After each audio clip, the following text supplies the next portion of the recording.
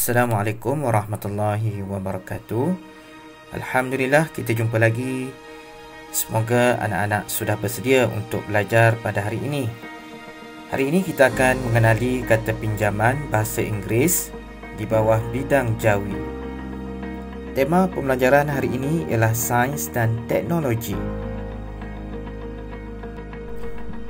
Objektif pembelajaran kita pada hari ini, yang pertama, membaca teks berdasarkan tema dengan betul. Kedua, membina dan menulis teks berdasarkan tema dengan betul.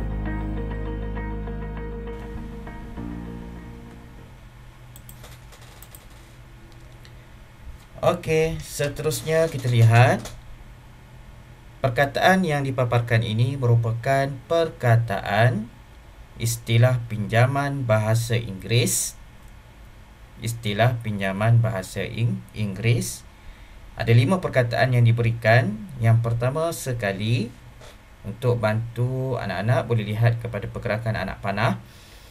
Perkataan yang pertama iaitu aero angkasa. Aero angkasa iaitu berkaitan tentang penyelidikan angkasa lepas. Yang kedua, penyelidikan mikrobiologi makanan. Penyelidikan mikrobiologi makanan.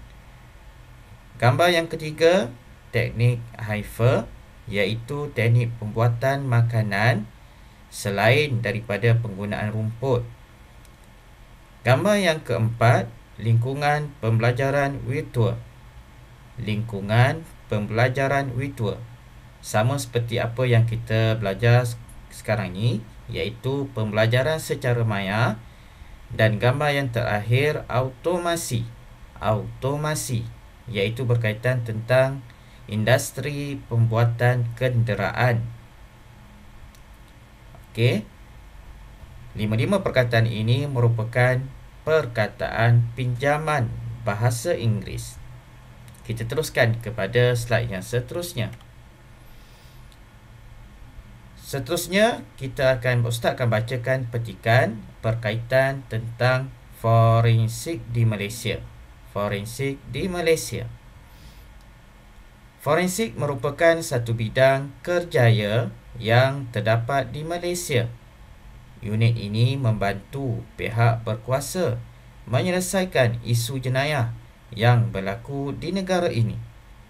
Mereka perlu mengenal pasti dan menganalisis bahan bukti yang diperoleh di tempat kejadian sebelum mensabitkan kesalahan jenayah terhadap individu yang terlibat dalam kes tersebut.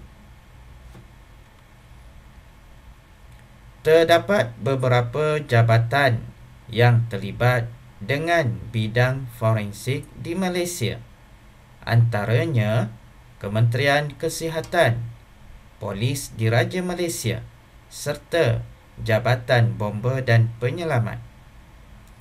Antara bidang forensik pula ialah perubatan forensik, sains forensik, radiologi forensik, klinikal forensik dan histologi forensik. Bidang tugas ahli forensik ini berbeza-beza mengikut kepakaran mereka dalam menganalisis bahan bukti yang diperoleh.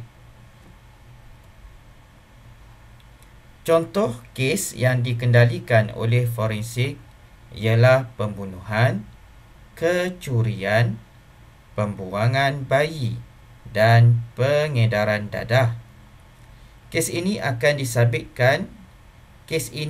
disiasat menggunakan bahan bukti forensik yang ditemui pada badan manusia, objek atau sesuatu yang terhasil di tempat kejadian. Berdasarkan bahan bukti tersebut, unit forensik akan membuat siasatan. Terdapat beberapa peralatan saintifik yang digunakan untuk membantu mendapatkan keputusan analisis yang tepat, seperti peralatan yang digunakan di Jabatan Kimia Malaysia. Antaranya ialah kromatografi gas dengan mass selective detector. Yang kedua, genetic analyzer. Melalui pelbagai proses sains siasatan yang dijalankan, unit forensik dapat mengesan dan mengenal pasti individu yang terbabit dengan kesalahan jenayah. Jabatan Forensik di Malaysia memainkan peranan penting dalam usaha membantu pihak berkuasa menangani, menyelesaikan dan mengurangkan kes jenayah.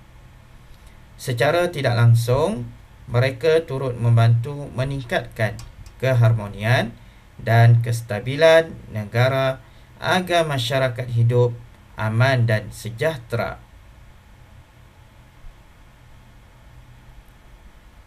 Seterusnya kita akan lihat latihan sebagai pengukuhan apa yang kita belajar pada hari ini.